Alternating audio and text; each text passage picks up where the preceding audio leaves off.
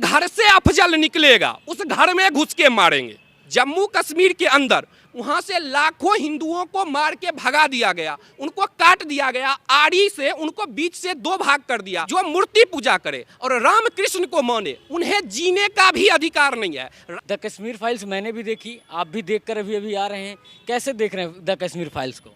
देखिए, Kashmir file movie जो अग्निहोत्री जी ने बनाई है, इस कुछ दबे हुए तथ्य को और कुछ जो एजेंट हैं उनको एक्सपोज किया है। ये बता रहा है कि किस तरह से इस लोग में दोगला, बॉलीवुड में दोगले लोग भरे हुए हैं, जो किस तरह से हिंदुओं के साथ जो प्रताड़ना हुआ है कश्मीर में उसको दबाए हैं, किस तरह से जेएनयू गैंग है, किस तरह से बॉलीवुड का जावेद अख्तर है, तमाम ये गैंग जो है किस तरह से हिंदुओं का जो नरसंहार हुआ है, उस एक तो नरसंहार हुआ है जो जिहादी नरसंहार किए हैं उन्हें बचाने की कोशिश किए गए, यानी ये लोग राक्षस को बचाने की कोशिश किए।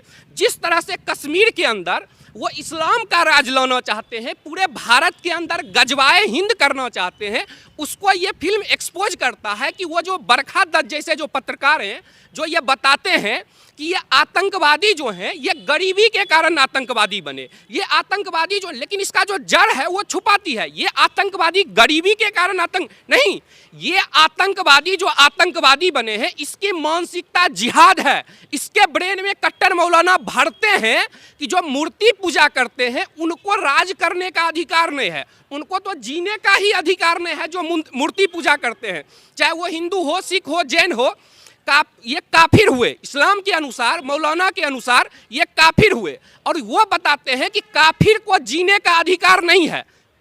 लेकिन शिवम भाई, एक सवाल इस मूवी को लेकर उठ रहा है, जो सबसे बड़ा बात है कि यासिन मलिक को दिखाया गया इस पूरे मूवी में, जिसको कहा जाता था कि कश्मीर का गांधी है, वो अपने आप को खुद कहता है कि मैं कश्मीर का गांधी हूँ। उसके साथ अगर बात करें तो पुराने प्राइम मिनिस्टर के साथ फ़ोटोज़ भी हैं। तो कैसे ये पूरी की पूरी कंट्रोवर्सी, कैसी पूरी की पूरी ये कॉन्स्पिरेसी रची गई? देखिए, ये जो यासिन मलिक की है, इस बात पे मैं आता हूँ, एक और हाईलाइट में बता देता हूँ जो मैं बता रहा था कि ये जो इन लोगों का मकसद है, इन लोगों का मकसद है कि जो लोग मूर्ति पूजा करते हैं, उन ध्यान से मैं हिंदुस्तान की जनता को कहता हूं सुनने के लिए, इनका अंतिम लक्ष्य और शुरू का लक्ष्य है कि जो इनके मानसिकता में ये डाला गया है कि जो मूर्ति पूजा करे, यानी जो सिर्फ ये ना माने कि अल्लाह ही सत्य है, बाकी राम कृष्ण सब झूठ, जो ये मान लेगा वो तो जी सकता है, लेकिन जो ये माने, ये जो है इसका जड़ यही कारण है कि जो मूर्ति पूजा करे और राम कृष्ण को माने उन्हें जीने का भी अधिकार नहीं है, राज करने का अधिकार उन्हें, जैसे मोदी जी अभी प्रधानमंत्री हैं, लेकिन कश्मीर के तरह जिस दिन हिंदुस्तान की, दिल्ली की, बिहार की सब जगह की जनसंख्या 50% या 50% से ज़्यादा मुस्लिम का हो जाएगा, उस दिन मोदी जी को भी उतार के काट दिया जाएगा। चाहे वो एक्स हो, केजरीवाल जी हो, अभी भले वो मौलाना से गठबंधन कर रहे हैं केजरीवाल जी, लेकिन केजरीवाल जी भी मूर्ति पूजा हैं। तो इस मूवी के माध्यम से ये दिखाया गया है। मूवी में मैं आना चाहूँगा, मूवी पे इसलिए आना चाहूँगा क्योंकि मूवी जो आई इसके बाद जो कंट्रोवर्सी हुई, द कपिल शर्मा की बात करें, उन्होंने भी इस मूवी को अगर बात करें तो प्रमोशन नहीं किया। आपने देखा कपिल शर्मा को लेकर भी बड़ी कंट्रोवर्सी खड़ी होगी, कपिल शर्मा आखिरकार क्या डर गए हैं बड़े बड़े बॉलीवुड सेलिब्रिटीज से, इसलिए प्रमोशन नहीं कर रहे हैं? देखिए, बॉलीवुड में एक गैंग है, बॉलीवुड का एक गैंग है, जो गैंग जिसके अंदर परिवारवाद है, दाऊद का पैसा है, जिहादी है। अभी नवाब मलिक दाऊद के केस में ही बेटा वगैरह खानदान से उसे पकड़ाया है। तो बॉलीवुड में दाऊद का कब्जा शुरू से था, अब कब्जा कम हुआ है, लेकिन कुछ माफिया हैं जो बॉलीवुड पे कब्जा किए हुए हैं, उनके मर्जी के अनुसार नहीं चलिएगा तो बर्बाद कर देंगे। और वो बॉलीवुड का जो माफिया है वो हिंदू के खिलाफ है, वो हिंदुओं को गाली देता है और हिंदुओं को दबाता है, वो हिंदुओं के खिलाफ जो उनका षड्यंत्र है, इसी कारण कोई गंगूबाई जैसी बकवास फिल्म को इतना लोग प्रमोट कर रहे हैं। लेकिन जो दिखाती है, जो देश हिंदुस्तान के लिए जो खतरा है, उस खतरा को बताने वाली फिल्म को कोई प्रमोट नहीं कर रहा है। जहाँ तक रही कपिल शर्मा की बात, तो वो तो कठपुतली है। उसके शो में जो प्रोड्यूसर होता है, प्रोड्यूसर कौन है? वो सलमान खान है या अन्य लोग हैं। तो जो इसका गैंग है इंटरनल, वो जो है इस मूवी को नहीं चाहता है कि हिंदुस्तान की जनता तक पहुंचे। जिस चीज को उन्होंने 70 साल से दबाया, फिर 1990 से अभी तक दबाया, आज़ादी के समय दबाया जब पाकिस्तान बटा था, फिर 1990 में किस तरह से हत्या हुआ, उसे Bollywood, media, intellectual, professor, historian सब मिलकर इस घटना को कुचल देना चाहते थे। इस घटना को एक व्यक्ति, एक अग्निहोत्री जी ने दीपक की तरह जल के इसको जो है समाज तक पहुंचाया कि देखो तुम्हारे पूर्वजों के साथ क्या अत्याचार हुआ। और आज के दिन जब कश्मीर में कुछ समय पहले बोला गया कि अफजल हम शर्मिंदा हैं, तेरे कातिल जिंदा हैं, हर घर से अफजल निकलेगा, कितने अफजल मारोगे। तो उनको मेरा एक ही संदेश होगा कि जिस घर से अफजल निकलेगा उस घर में घुस के मारेंगे, कोई सोचना नहीं। अफजल को हमारा संविधान जो है वो बोलता है कि आतंकवादी को जीने का अधिकार नहीं है। और दिल्ली की जनता जो है वो शांत रहती है, राजधानी के अंदर आतंकवादी का महिमा मंडन किया जाता है।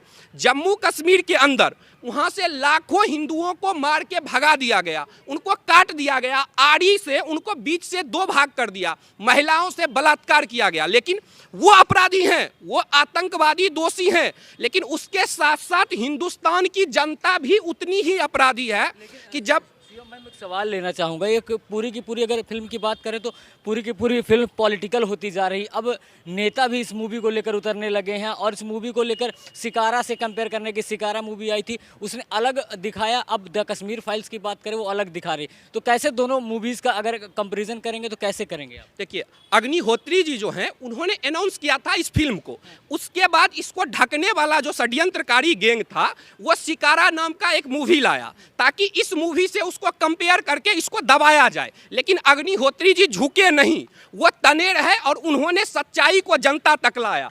जहां तक राजनीति की बात रही तो ये जो जम्मू कश्मीर का परिवार है और ये यहाँ का दिल्ली का जो ये खानदान है, ये लोग जो है ये लोग चाहता था कि ये सच्चाई न आए। तो उन लोगों का काम है कि उनके एजेंट बॉलीवुड में भी है, जो राहुल गांधी हैं, फारूक अब्दुल्ला हैं, इनका इकोसिस्टम हर जगह काम करता है, चाहे वो जम्मू कश्मीर हो, दिल्ली हो, मुंबई हो।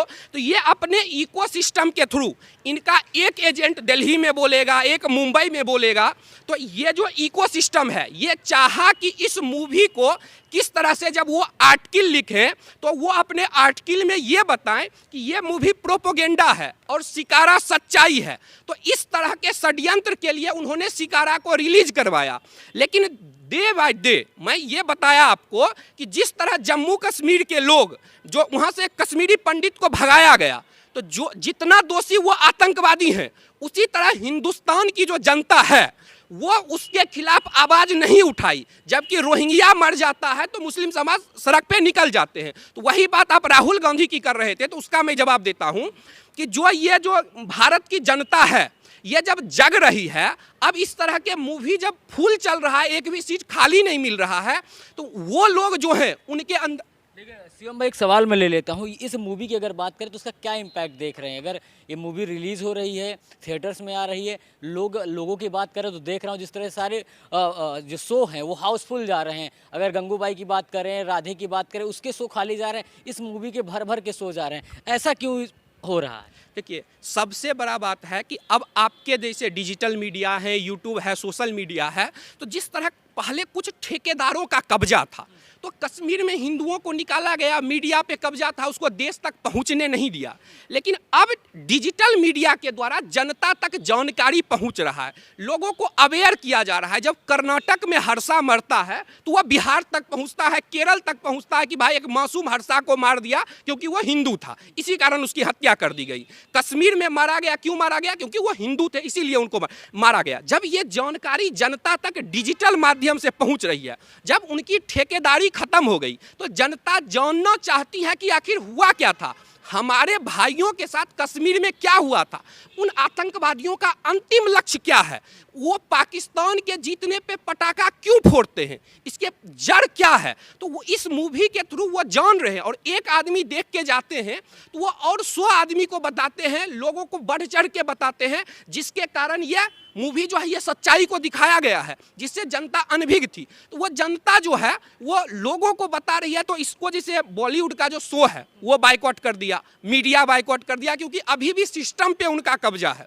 सरकार बदल गई लेकिन सिस्टम पर जो उनका कब्जा है वो कब्जा जो है अब डिजिटल मीडिया के थ्रू से कम हो रहा है, क्योंकि इस पे तो उनका इकोसिस्टम काम नहीं करता है। तो एक सवाल पूछूंगा, इस लास्ट और आखिरी सवाल, इस मूवी की अगर बात करें तो कितने स्टार है? 5 स्टार की बात करें तो 4.9 की रेटिंग इस समय पूरे देश के अंदर चल रही है।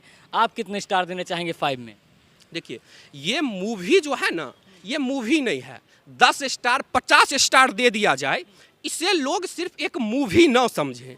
ये जो है आने वाले 100 साल और 1000 साल पहले किस तरह कश्मीर जो था वो वहाँ पे 100% हिंदू थे, पाकिस्तान में 100% हिंदू थे, अफगानिस्तान में 100% हिंदू थे।